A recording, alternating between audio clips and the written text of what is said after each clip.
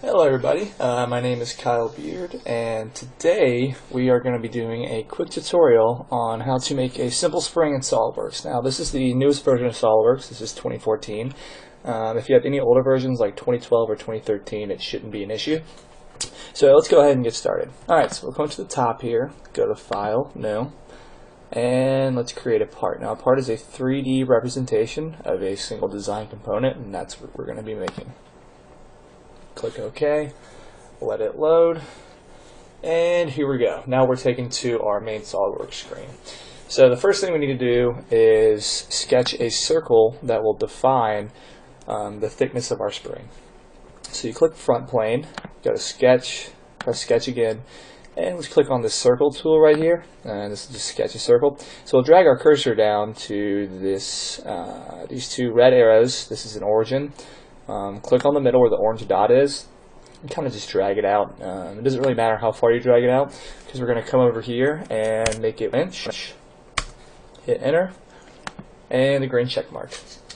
Alright, so we've made our circle for what our spring kind of would look like if you were looking down a tunnel at it, but that's just the first step. So we're going to exit the sketch, come back to features, and let's go back up to the top again and go to Insert, Curve, and Helix Spiral.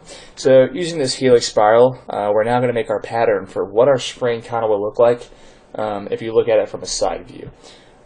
So let's drag this portion out a little bit right here. And let's change these numbers up a little bit. Let's make the pitch 1.25 inches. Let's do 5 revolutions, and let's do 180 degrees, and that should be okay.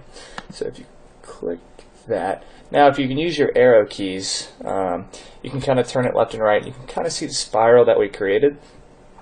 This is going to be kind of like our template and path for how we're going to make our spring, but right now they're just a bunch of lines that don't really have any thickness to them. So now we're going to add that certain thickness to them. So what we need to do is we need to come up here to the view orientations, and let's do this right here, this side view. Now we want to go to front plane. You need to use their arrow keys to kind of zoom out a little, or not zoom out, but kind of tilt it around, and then you can actually use your cursor to zoom out and zoom in a little bit, or the roller ball on your mouse, that'll work too. So what we need to do is we need to find one of the two bottom corners of this spring where the path ends, and you'll see the little orange dot appears. That's where the bottom portion is.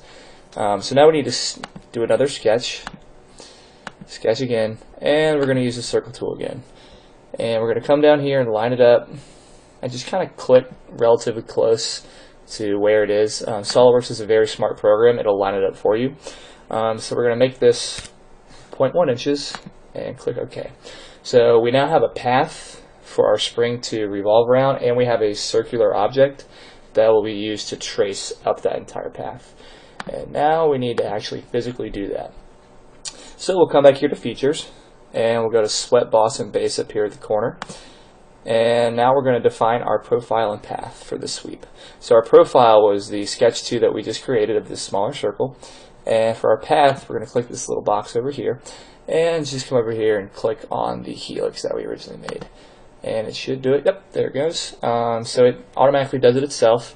That's just a preview with the yellow. So if you come up here and click the green check mark, it'll now solidify. Alright, now let's fix our views here a little bit. Let's come back up to this view orientation drop down menu, and let's click this box right here. Now that's isometric view, and there it is. So you can kind of see what a spring would look like. If you use your arrow keys again, you can kind of look at it a little bit, move it around, see how it looks. So let's mess with it a little bit more. Let's actually give it a material property. So if you come over here to the left side, go to Materials, Edit Material, and let's choose something that's kind of fitting of a spring. So I'm going to come down here to Chrome Stainless Steel. Sounds pretty nice. And you close it out. So you can see it might have changed color a little bit, but it actually has character to it now. For this portion, if you wanted to, you could do force analysis on it to see how it compressed or how it was put in tension. But that concludes the video for today. I hope you guys learned something, and thank you for watching.